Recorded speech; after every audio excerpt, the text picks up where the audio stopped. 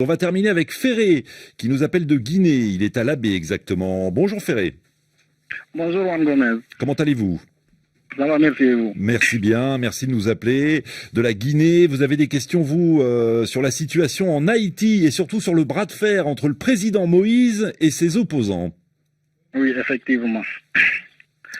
Le Conseil supérieur du pouvoir judiciaire haïtien a annoncé la fin du mandat du président Jovenel Moïse, alors que celui-ci maintient qu'il se termine dans un an. L'ONU semble donner raison au président Moïse. Alors, Juan, j'ai deux questions. Oui. D'où vient cette confusion sur la date de la fin de son mandat? Alors, on va déjà répondre à cette première question avec Frédéric Thomas qui est avec nous. Bonjour. Bonjour. Docteur en sciences politiques, chercheur au Centre Tricontinental, et on vous doit l'échec humanitaire, le cas haïtien, publié aux éditions Couleur, livre. On est dans une situation pour le moins compliquée en Haïti. On a d'un côté le président Moïse qui soutient que son mandat court jusqu'au 7 février 2022. Et puis en face, nous avons les opposants qui affirment au contraire que son mandat est terminé depuis le 7 février 2021. Qui a raison, qui a tort? Comment en est-on arrivé à une telle confusion? La confusion trouve sa source dans le dernier processus électoral. C'est-à-dire que celui-ci a commencé en octobre 2015 et selon la constitution haïtienne, le mandat des députés comme du président commence le 7 février qui suit le processus électoral. Mais le dernier processus électoral commencé en octobre 2015 a été interrompu pour fraude et n'a pu reprendre qu'au cours de 2016.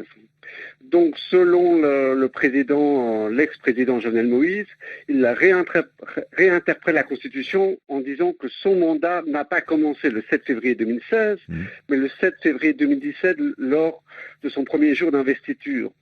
Alors c'est compliqué, ça se complique du fait qu'il n'y a pas de cour constitutionnelle en Haïti pour arbitrer ce différend, et surtout de la mauvaise foi de Jovenel Moïse, puisque lui-même a mis fin au mandat des députés en janvier 2020 sur base de cette échéance de 2016. Donc il interprète la Constitution différemment pour lui que par rapport aux députés et sénateurs. Ouais, donc plus de Conseil constitutionnel, si je comprends bien, plus d'Assemblée nationale.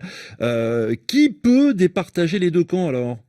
Mais il y a, même s'il n'y a pas de cour constitutionnelle, il n'y a pas simplement la Cour supérieure de pouvoir judiciaire et aussi la Fédération des barreaux de Haïti.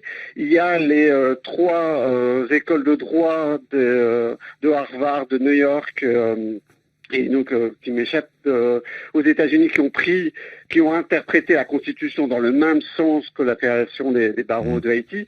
Là, ce n'est plus une question juridique, mais une question vraiment de politique, de bras de fer politique. Et malheureusement, l'ONU, qui n'a pas de mandat pour se positionner par rapport à l'interprétation de la Constitution haïtienne, appuie le pouvoir actuel et Jovenel Moïse. Voilà, il soutient effectivement, l'ONU soutient le calendrier électoral qui est défendu par le président Moïse. En deux mots, à l'heure actuelle, il y a un gouvernement de transition qui a été nommé. Le bras de fer se durcit alors?